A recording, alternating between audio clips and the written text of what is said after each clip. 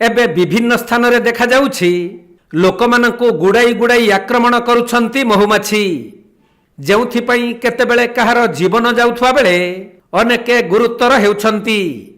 सेहीपरि एक घटना केन्दुझर जिला चंपुआ ब्लॉक रंगामाटिया पंचायतर टियासीपसी गाँव रे घटिछि।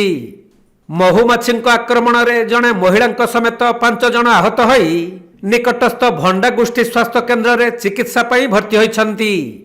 एमाने समस्ते बलद चराई संध्यारे घर को फेरुथुबा समय रे गाँ मुंडरे थिबा एक गछरु महुमाछी माने बाहरी आसी सेमानंकु गुड़ाई गुड़ाई आक्रमण करिथिले।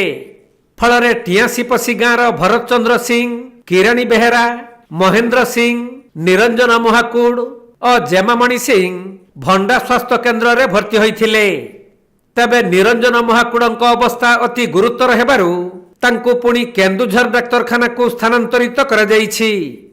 केन्दुझर जिल्लारु दीपेश कुमार बेहेरांक रिपोर्ट, कोणार्क लाइव।